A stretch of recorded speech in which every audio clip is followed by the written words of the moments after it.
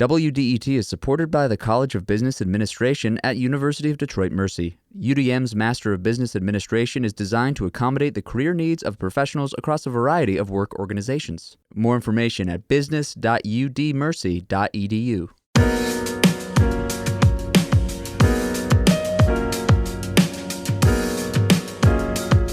It's the Metro on 1019 WDET. I'm Nick Austin. And I'm Tia Graham. Today on the program, we'll hear about what's happening with the education system in the state. The city of Detroit has seen a decline in students attending classes. What's happening? But first, on the Metro, air pollution is a big problem.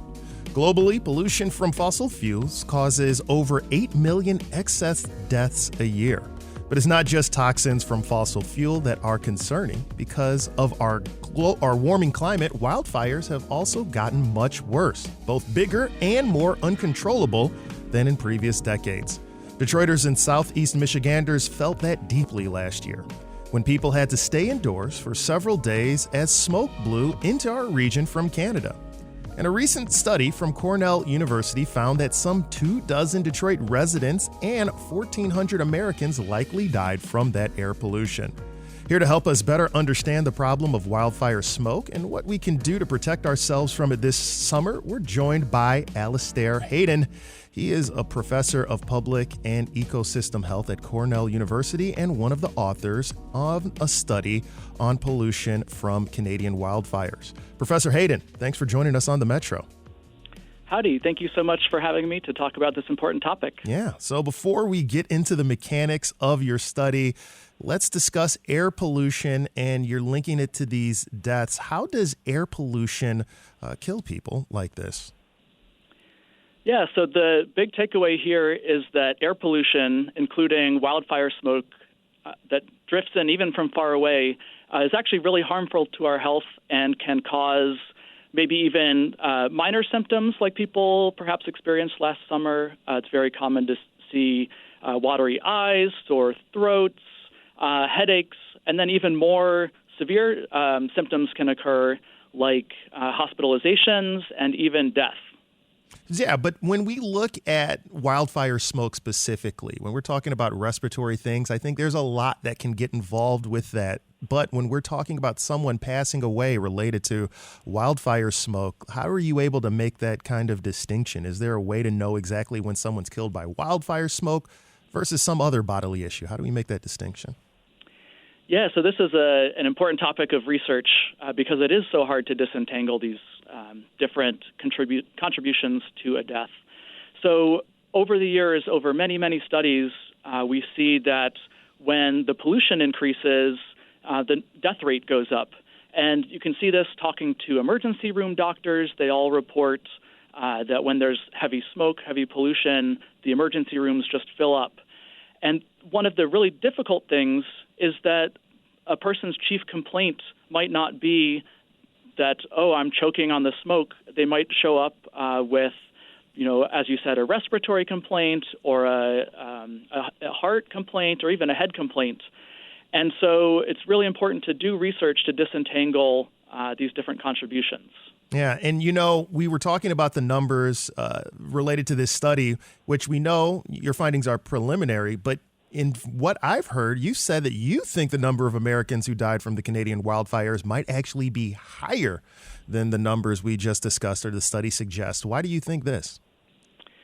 Yeah, so actually not just our research. Many other researchers are finding that the death toll due to wildfire smoke is much higher than the death toll from the wildfires themselves, actually. So we estimated in the month of June last year during that heavy smoke wave that reached Michigan, other parts of the Midwest. I'm here in New York. We had it here as well. And research is showing that we're getting hundreds, if not thousands, of deaths from wildfire smoke, which way exceeds what we've seen from wildfires.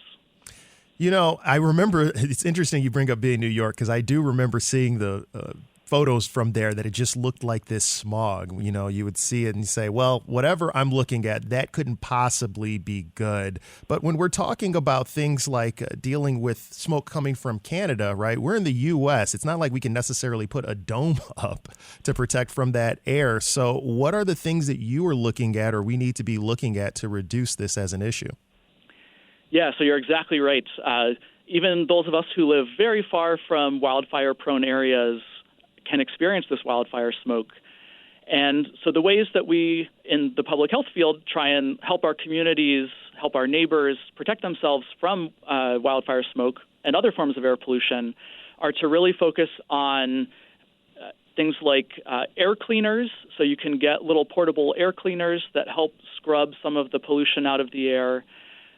This works well for indoor spaces, and I really like there's some do-it-yourself versions that you can make where you basically just take some duct tape on a box fan and you duct tape a high-quality air filter to that, and it can really, a lot of studies have shown that this can really help improve your indoor air quality.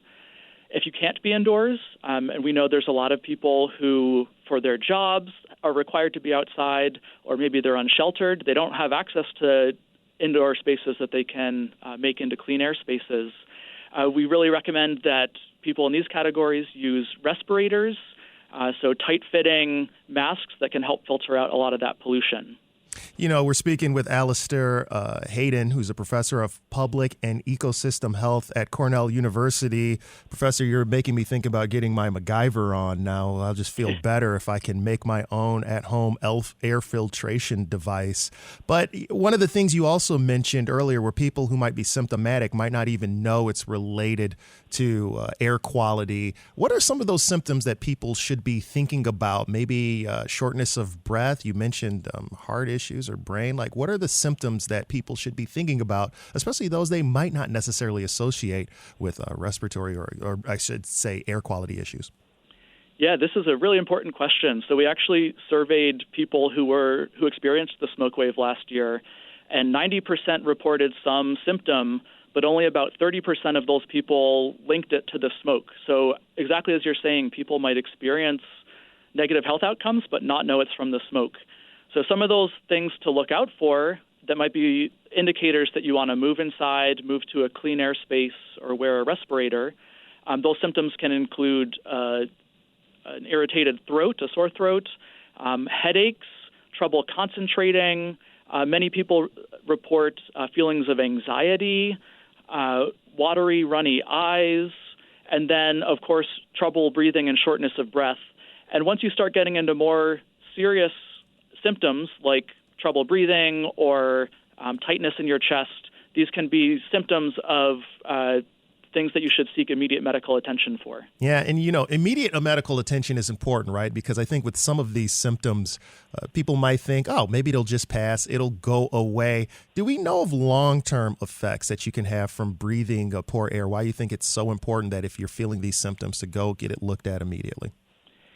Yeah, so my work really focuses on the short-term effects of the wildfire smoke, and it might surprise people to learn that these deaths that we're reporting, so again, it was a couple dozen in Detroit, about 140 across Michigan, and 1,400 across the U.S., these are same-day deaths.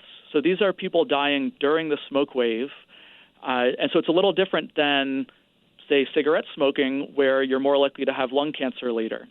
And your excellent question of what are the long-term effects, that is still an area of research. We don't even know the long-term effects. We're only just now learning the short-term effects. Yeah, the idea that could have such a short-term impact, again, you could go from experiencing that issue to death that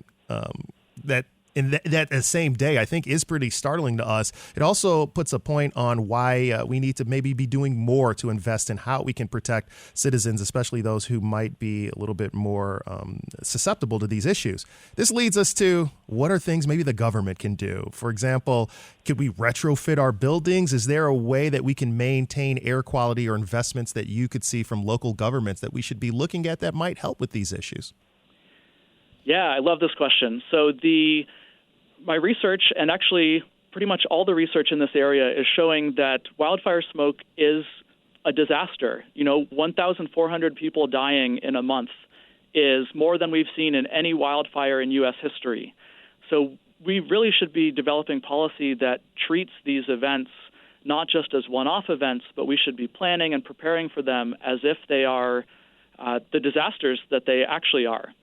So some of the things that we specifically can do, there's a lot of work needed on data and tracking. So if you're ever curious what the air quality is and if there's a smoke wave, the best place to get data is fire.airnow.gov. There's a great tool that you can look at the air quality anywhere in the U.S., and that's the only source we recommend for getting this data. And then when you see that the air quality is bad, you can do the interventions that we talked about, so go inside and use the air cleaner, wear the mask. And then at the policy level, beyond just incorporating this across disaster policy, yes, we really need to establish more clean air spaces like we do with heat waves where we have cooling shelters. We need to provide some of these clean air cleaning devices to our residents who might not know where to get one or have the funds to purchase one. And then we also need policies to protect our workers who are required to be working in these spaces. So our farm workers and transportation workers are all outdoors and required to be there potentially during a smoke wave. So we need to look out for ourselves, our families, and our communities. Alistair Hayden, professor of public and ecosystem health at Cornell University and author of The Damage Done by Canadian Wildfire Smoke, a new study. Thank you so much for joining us on the Metro. Thank you so much for having me to talk about this important topic.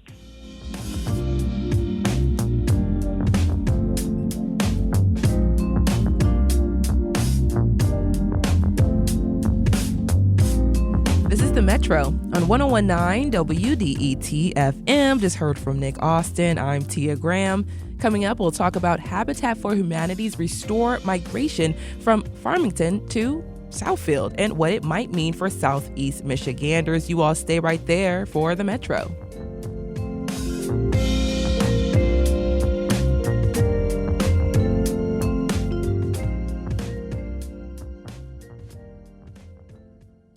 WDET is supported by the College of Business Administration at the University of Detroit Mercy. UDM is offering a new Master of Science degree in ethical leadership focused on sustainable, ethical, and inclusive problem solving. Admission is open to qualified applicants with a bachelor's degree in any field. Course selection is flexible, with no prerequisites, 4 required courses, and 6 electives. Learn more at business.udmercy.edu. I'm Rachel Martin. You probably know how interview podcasts with famous people usually go. There's a host, a guest, and a light Q&A. But on Wildcard, we have ripped up the typical script. It's a new podcast from NPR where I invite actors, artists, and comedians to play a game using a special deck of cards to talk about some of life's biggest questions. Listen to Wildcard wherever you get your podcasts, only from NPR.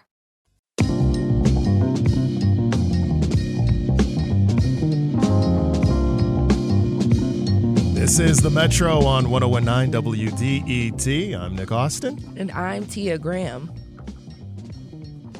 Becoming a homeowner can be tough. Not just purchasing a home, but also maintaining it. It's often hard work and expensive. Habitat for Humanity of Oakland County's Restore outlets offer gently used goods for homes in need of repair. And recently, Habitat for Oakland announced they are moving their Farmington Hills Restore location to a larger facility in Southfield with the hopes of serving more people and supporting a good cause. The location is set to open in September with a community event, giveaways, and so much more. And to tell us more about the new location and other programs helping Oakland County residents, we have Michele Hodges here. She is the Executive Director and CEO of Habitat for Humanity of Oakland County. Michele, welcome to the Metro. Thank you, Tia. It's a pleasure to be here. So for those who have never visited, what are Restore shops? Well, Restores are wonderful places because they help us lift people out of poverty through home ownership. Because by supporting our Restore, you support the mission. And it's a win-win for everybody because if you donate the goods, we can sell them. So they're there at the Restore, whether it's home goods or home repair items. So please come in and join us in doing that and be part of that exciting opportunity to support the mission. And for someone like myself who's not a homeowner homeowner, but definitely want to be a homeowner within the next 5 to 10 years, hopefully, I think about some of the things that I did not know about home ownership in terms of like where to buy things to fix your home up. So if you could go into the mission, and of course, but just talk about the mission of helping those maintain their homes and maintain home ownership. Well, yes, homeownership is essential, and we have an initiative called Habitat University where you can come in and you can get financial consulting that prepares you to own a home. It's not a handout, it's a hand up at Habitat for Humanity, and that's how you advance generational wealth, is by empowering individuals with those skills. So we encourage people to come to habitatoakland.org to learn about more, and the Restore opportunity is a way to repair your home as well, or rehab your home. So please come in and you can get those goods. And then also for you and I, we can donate our goods and then go in and have a wonderful shopping experience. And this new location achieves exactly that. It's bigger. It's a better shopping experience. We'll have more goods there. And you never know because it's ever changing. I know. I just, when I saw some of the photos, I saw people walking in with doors and different things like that. And I just said, I don't think about donating those type of things. So when we think about the different things that we have around our house, laying around our house, talk about some of the items that you can donate right out from your house that you're no longer using that will not end up in a landfill. Well, it's such a win-win because one will come pick it up from you so you don't have to deal with it. So keep it off the curb, right? 2, it doesn't go to the landfill. And 3, it does help you empty your garage, or it helps the contractor who's taking out an old set of cabinets. Rather than going to the landfill, they can come to the Restore and we will sell them. Or it's the college student who's moving out of their dorm room and doesn't know what to do with their stuff, or mom and dad don't know what to do with their stuff. Call the Restore. We can help. So it's about socializing the idea and rewiring brains so people think about how you can support a mission while at the same time helping yourself. Yes, recycle. I saw a bunch of furniture and different things laying around here for Wayne State when the kids did move out. So I just thought about as soon as you said that, I said, yeah, I saw a lot of that just hanging around here around the Wayne State campus. But Michele Hodges, Executive Director and CEO of Habitat for Humanity of Oakland County. So when we think about home ownership in Oakland County, we think about the Restore shops. What are you seeing some of the biggest needs in Oakland County for homeowners? Well, homeowners are always going to be challenged. Right? Well, home ownership in general, right? Getting to that point, it's so important. So helping people, for example, in Pontiac, our wonderful Pontiac, right? They're entering into a code enforcement initiative, which is important. That's what local government should do, is protect their tax base. But you as a homeowner, when you get that ticket, you might already be on the brink of financial distress, right? And that's not what we're trying to do. We want to be that partner to say, yes, it's actually good you got the ticket because we're protecting tax base, and we're actually here to help you and helping to fund that critical home repair so that you can stay in your home, so that you don't foreclose, so that there's not a lien on your property, so that we don't clog the courts. That's how we work collaboratively together in the public and private sectors. So those are the challenges that we're working ardently to meet so that we can fulfill our mission of lifting folks out of poverty through home ownership and empowering them with the skills so that generations from now, we see that vibrancy and that thriving prosperity that we all want. It's the beloved community concept, right, that Dr. Martin Luther King truly advanced, to be walking in his shoes and to be empowered to actually effectuate that change in our community by putting those planks in place that address those structural issues is what we're dealing with in Oakland County. And I got to shout out to my peers, Habitat for Humanity Detroit, Habitat for Humanity Macomb. We're all working together for the same thing in the trenches. And we're so glad that you're supporting us today by helping us get the word out, and for all of our other wonderful partners. So, Michele, I think about Oakland County, of course, and Oakland County is known to be one of the more wealthier counties within our southeastern Michigan region.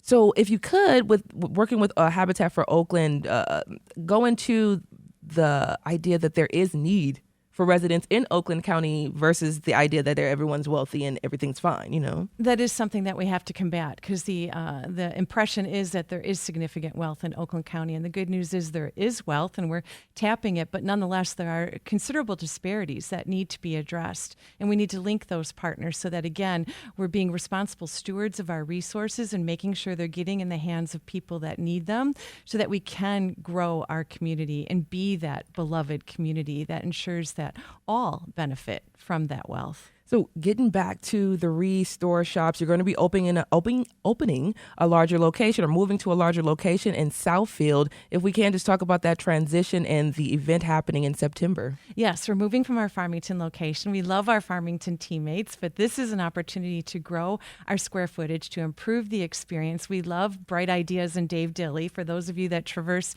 Telegraph Road between 8 and 9 Mile on the east side of the street often, you know that that's what was there. And Dave's been a wonderful philanthropic partner as well in creating this opportunity for us. So we're making that transition now. It's a big lift, and by September we expect to be standing there celebrating with the community as we open the doors to the community to come in and either donate their goods or purchase items, whether it's to restore their and rehab and improve their own home, or if it's just to get that fun little bauble.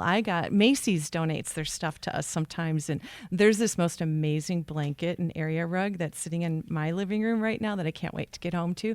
So you never know what kind of little treasure you might find, Tia, and at the same time support a great mission. Does Macy's ever donate any of those floats that they use in the parade? Because I'd be happy to put that out in my backyard. I like how you think, Nick. Let's make that happen. Pinky promise? All right, we're on it. Macy's, did you hear that? Yeah, if you're listening, Macy's, anyone who's an executive at Macy's, definitely looking toward to get those floats to Nick Austin. That's right. Slightly used, but still in good I'll condition. take them slightly used. That's right. So just thinking about the resale shops once again, this is the community event that's coming up in September. What can people expect? And especially when you are in this unique area, 8 Mile, 9 Mile, that's that border of Southfield and Detroit. So you are going to be servicing a very wide range of individuals in this community. So once again, going to the community event that's coming up in September, but then the work that you've been able to do with the Habitat for Detroit to make this happen as well. Well, and you need to get Stephanie Osterland in here from Yes. Detroit, because she's rocking and rolling and really growing that initiative. But you're right, that's what makes our Southfield Restore special. It's in the heart of the community, the population center of the Detroit region. So we service all, and that's what makes us beautiful, right? When we're all at the table, we're all working together, we're all helping one another. So there's going to be one heck of a celebration in September when we got the Southfield City Council there and their leadership, because they've been fabulous partners. We've got a number of affordable housing projects that we're working with them on, as well as our other municipal partners in Madison Heights and Pontiac and elsewhere. So it's going to be that pivot point, that moment of, okay, community, it's time. We're all on the same page. We're all working together to make sure that we all have safe, affordable housing. And once again, if Macy's listening, they can send a float so we can have like a mini parade there as well in September. So that sounds like so much fun. But if they're not, Nick and I will be knocking on their door. We've got our right? ways. We do. Oh my gosh, Michele Hodges is Executive Director and CEO of Habitat for Humanity of Oakland County. Thank you so much for joining us on the Metro, and we will definitely be in touch. Thank you so much, Tia and Nick.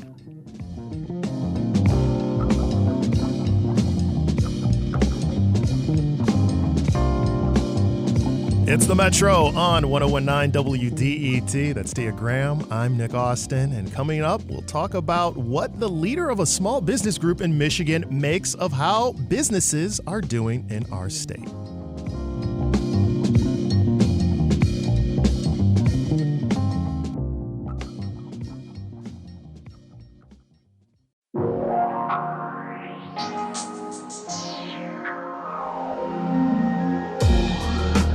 This is the Metro on 1019 WDET FM. Nick Austin is here. I'm Tia Graham. Today, mostly sunny skies, a high of 74 degrees. Wednesday, hump day, will reach a high of 85, mostly sunny skies. Thursday, we see warmer temperatures with a high of 89, but there is a slight chance of rain. And Friday, end of the week, we might also see a little rain with a high of 80 degrees. So looking pretty good out there for us this weekend. Hopefully the rain does hold off, but looking pretty good. It looks pretty good. What is always good for you politically is if in this country you talk about your support of small business. Yeah. Who doesn't love small business, right? Yeah. Small business could run for president right now, probably get 90% of the vote.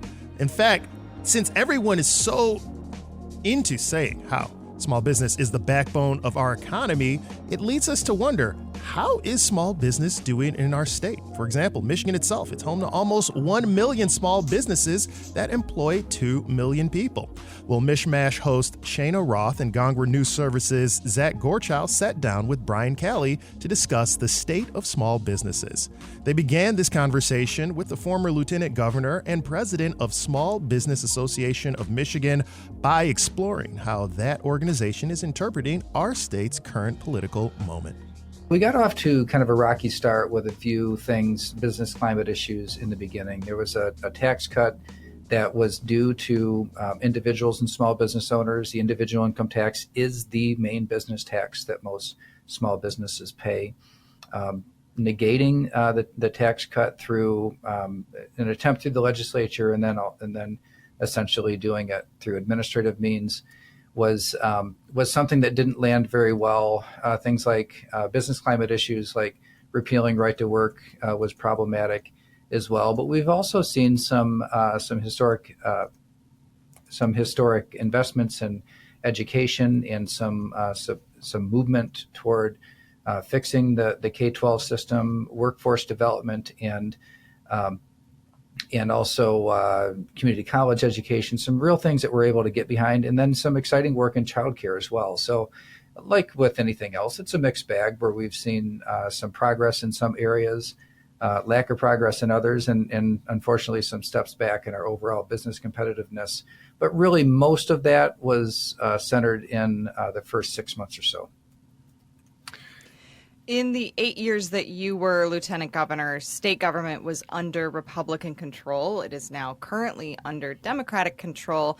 How would you say Michigan has changed since the Snyder administration, in your opinion?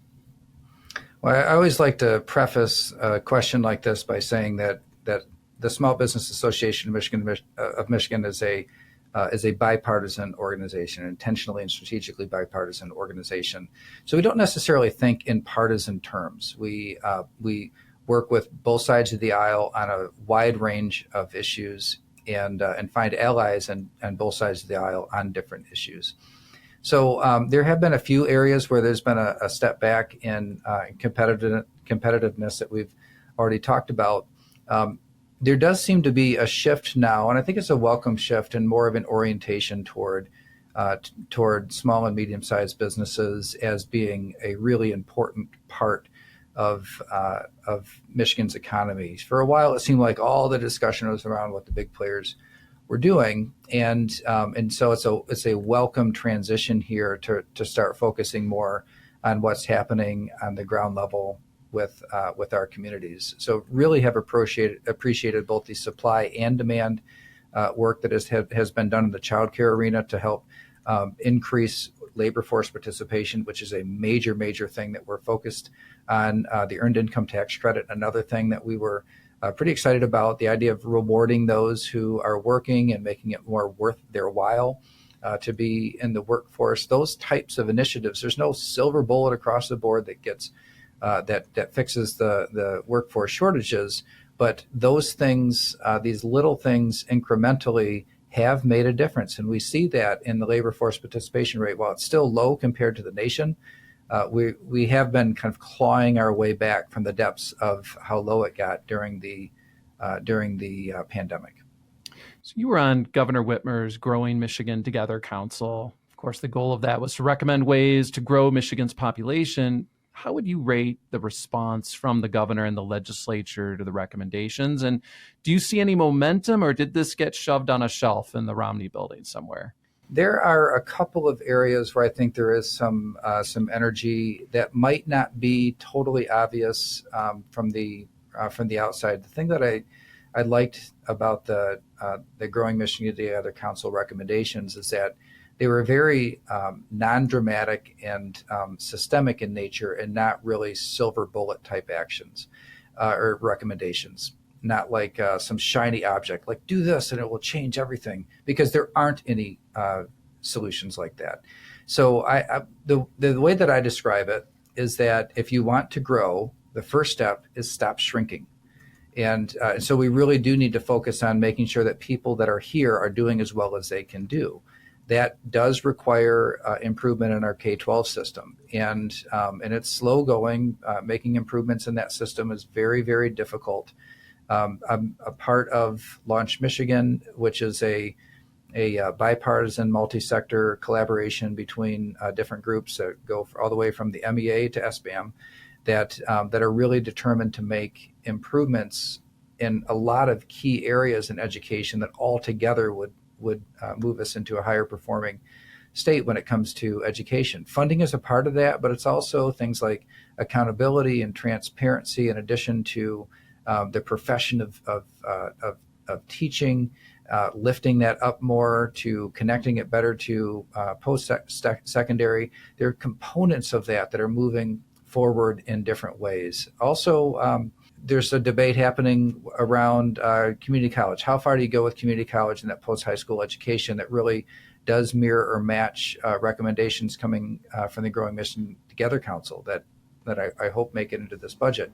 The key is, though, we need better outcomes from our community college system. So it's not enough to say we're going to increase enrollment, but we have to do it in a way that gives a credible pathway toward more success in that investment.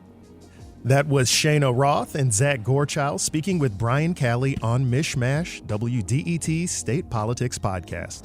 You can find episodes of Mishmash on WDET.org or wherever you find your podcasts.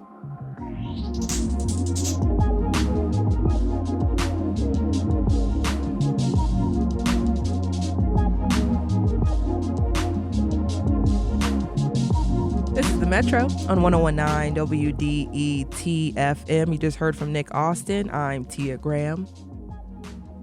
A new owner has bought the UFO Factory Bar in Corktown and plans to rename it after a temporary closure this summer. WDET's Ryan Patrick Hooper spoke with owner Rula David.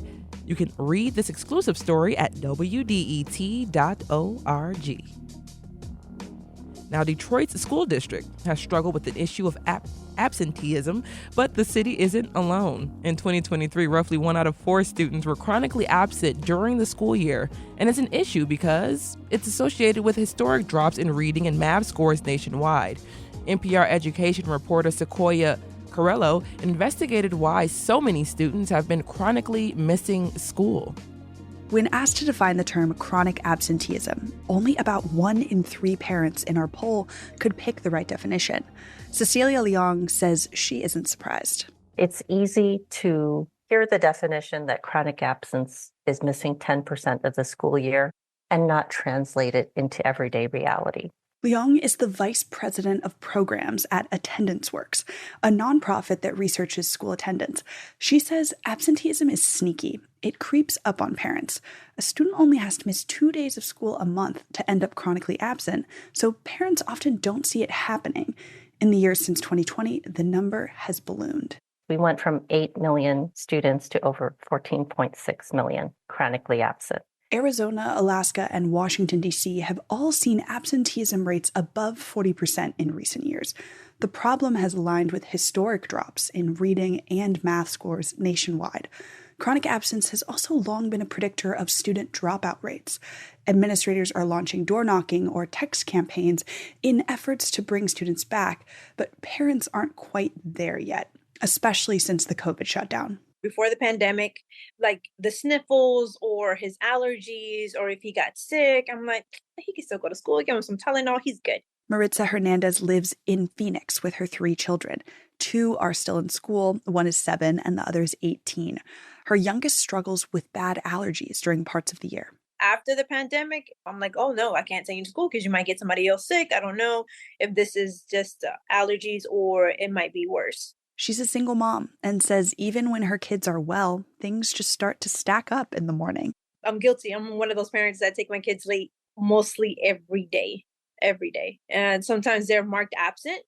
She calls the school or takes the time to go check them in at the office. But she's normally waiting in a long line of parents to get a late pass, often making the kids even more tardy.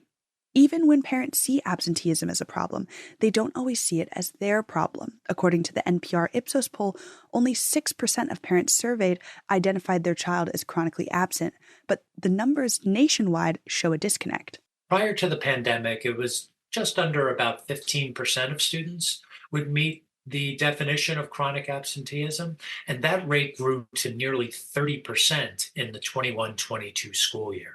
Thomas Dee is an education professor at Stanford University. He's studied chronic absence after the pandemic and the resulting dip in test scores. One very prominent explanation here that meets the evidence is that during the pandemic, many children and parents simply began to see less value in regular school attendance. Scholars call it norm erosion. Essentially, students and parents fell out of the habit of school. What I'm not going to do here today is parent blame, right? They have a lot of other issues that they're facing. Nicole Weiglandowski teaches elementary school in Philadelphia and knows that attendance is never a cut and dry issue. My kids are missing school because we live in an area with bad air quality, right? So their asthma acts up and they're not sure if it's their asthma or if it's their allergies or if it's COVID. She says that combined with things like housing insecurity, transportation issues, having little siblings who need to stay home and receive care, all result in more students staying home. Our poll asked parents about all kinds of issues facing K-12 education, and chronic absenteeism ranked last out of 12 topics, including bullying, gun violence, book bans, and others. Only 5% of parents and the general population saw it as a top worry. Their highest priority? Preparing students for the future. Mallory Newell, a vice president at Ipsos, sees potential there. To prepare students adequately for the future, they need to be in the classroom. I think that could be a really effective and important linkage for parents that maybe parents and the public just aren't making quite yet. Experts say outreach and identifying the reasons keeping students out of the classroom is the best chance districts have of getting their students back. That was NPR reporter Sequoia Carrillo looking into why so many American students have been found to be chronically absent. This is The Metro. I'm Tia Graham. Nick Austin is here next to me. That's right. And coming up, Tia, we're going to talk with Ukrainian soldiers who are visiting Michigan to get their perspective on the war, why they say their country needs more help to halt Russia's offensive, and learn a little bit more about what they're doing here in our great state when we return on The Metro.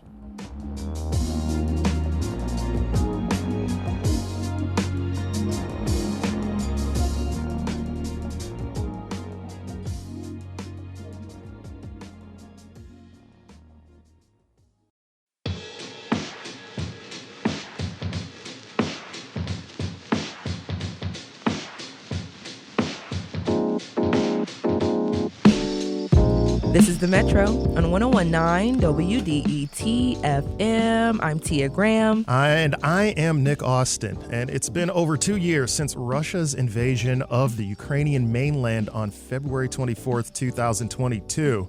And this war has not only impacted millions of lives worldwide, leading to displacement and loss of people, but it's also caused many here at home to consider our country's place in the world. When tragedies like this arise, what role should the U.S. take in world security?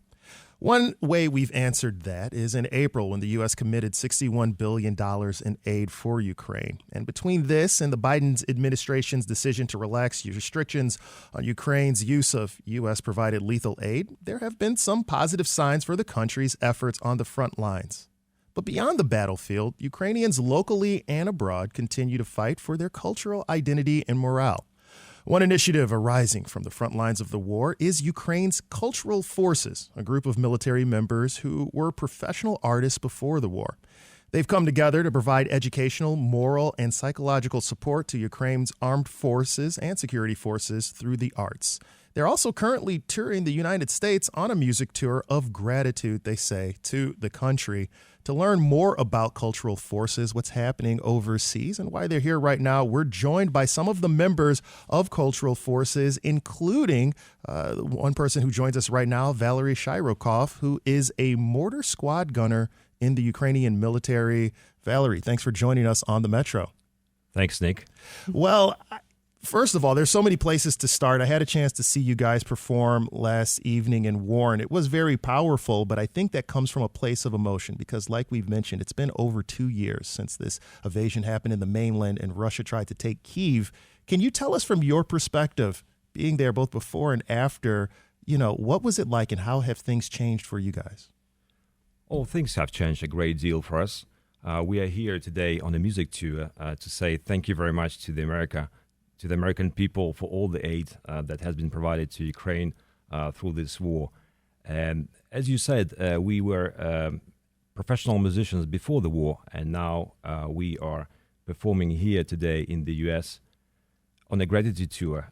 We express gratitude through the universal language of music, and we talk heart to heart to the American public. Yeah, so when you talk about gratitude from America, then how important is that support that you've been receiving from folks in the country, and how have you been receiving it? It's this assistance is pivotal to to Ukraine on the battlefield. We depend so much on the American aid, and time and again we are so grateful. Without this aid, probably Ukraine wouldn't have been in the situation where it is today, and we would have suffered much many more losses as compared to today. So, Valery, I'm just being on the gratitude tour. You're going to be making a stop Detroit, of course, Kalamazoo as well. And I think about the parades, and not the parades, but the communal gatherings I've seen here in the city of Detroit, Ukrainian gatherings that I've seen here in the city of Detroit. So, talk about the stop here in Detroit and why it's so important to be here. It's a crucial step to say thank you very much to America in the northern part of U.S. in Michigan. Michigan is home to a number of Ukrainian diaspora here, and Michigan has been very supportive, by the way, to Ukraine. We performed yesterday in Warren City. It was brilliant. The reception received from the American public and from Ukrainian diaspora was just astonishing. You saw it yourself, Nick. You saw the reception. Yeah. You saw the applause. It was excellent. Yeah. And, while there was a lot of support there, we do know that funding for this last round, it took a bit to get to that point. And I think that's reflective of some who might not know the story as well, or some who wonder, wait, what role should the U.S. be playing in providing money, getting involved in affairs outside of our country? So for people who would have that concern, what would you say to them? Why is this so important? Why do you think it's a good investment for Americans? It is crucially important for the U.S. To support Ukraine because we take this war up. We are leading this war with the help from America, with the American weapons. And by the way, the American soldiers do participate in the war as well as volunteers. American aid is hugely important to us, and without this aid, we are suffering losses on a day-to-day basis. Recently, we went to Cleveland to the Sailors and Soldiers Memorial, and we saw the names of the American soldiers that died in the wars. And I made a reference to the workers in the museum to say that, listen, every day that you delay the aid to us, we're inscribing our names, the names of our soldiers and sailors on our own walls back home in Ukraine. We are suffering losses. Please continue aid. Without you, we will have suffered more. Yeah. And, when you talk about the issues that you guys are suffering from over in Ukraine, again, I, for example, saw you guys on stage. You have people who are, again, active military performing that have suffered losses, right? We even saw an individual who came out who had a prosthetic leg on, who was singing, for example, someone who's been on the front line. For folks who haven't seen what this impact has been like, can you describe for them so they understand exactly what you folks are going through over in your country? It is a hugely powerful message to the crowd, to the public. When you see the soldier without the leg, when you see the soldier without an eye, you start believing that this war is happening now, as we speak today in this beautiful studio. And indeed, all of us are volunteers. So everyone has volunteered to the army from the very beginning of the war. And we're not professional military. We didn't have any military background to say. So we learned on the go. We learned on the job. Right. Now we can shoot. We can do things militarily, absolutely. But musicians are now back to playing music. Although it has not been easy coming back to playing music. When the war started, they put aside the musical instruments and they took up the weapons to defend the motherland. Now they're coming back to playing music, which is much more powerful tool to convey the message about the war in Ukraine here on the American soil. And we are going to hear a little bit of that music. One of the people that you have brought in with us is Taras Stoliar, who is a professional bandura player and a reconnaissance operative in the Ukrainian military. Before we move to this performance, and we're also going to have violin performance, but I want to learn about the bandura because it's got a history with Ukraine. Taras, can you tell us a little bit about the bandura and what it means for your culture?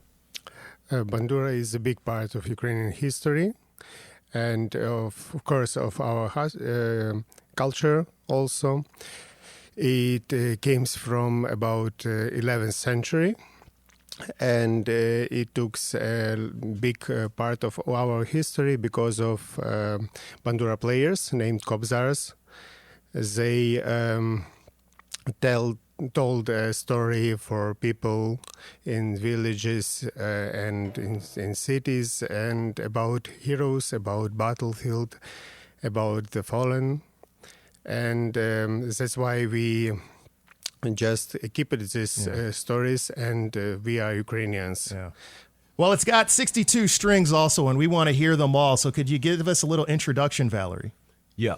Necessary to say that bandura is at the heart of the Ukrainian culture. And back home we say, if the trouble is at the doorstep, you either start playing bandura or you go to the place where bandura is played. All right. Well, I want to hear it. Let's go. What do we have for us? It's a hugely powerful thing for us. And Taras used to perform at the front line himself, together with Olha Rukavishnikova, a violin player. Yeah. And today we're going to perform for you Miroslav Skorik's The Melody. All right. Well, as they get ready to get prepared, as you mentioned, we also have Olha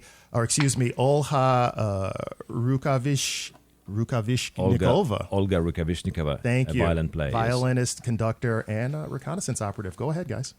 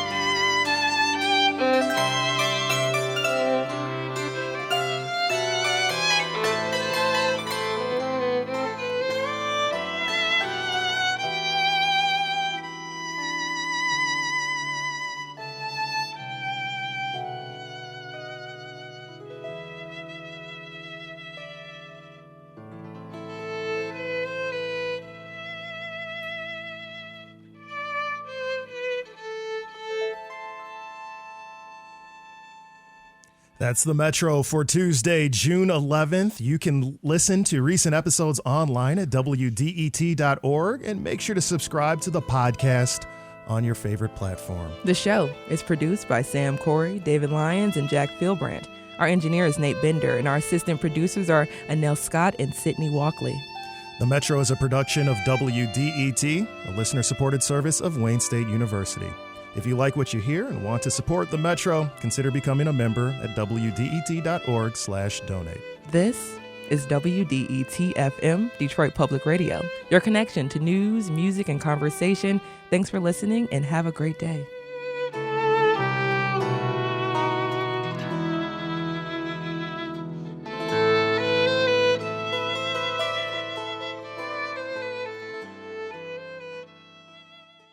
WDET is supported by the College of Business Administration at University of Detroit Mercy. UDM is offering a new master's degree in ethical leadership focused on sustainable, ethical, and inclusive problem solving. More information at business.udmercy.edu.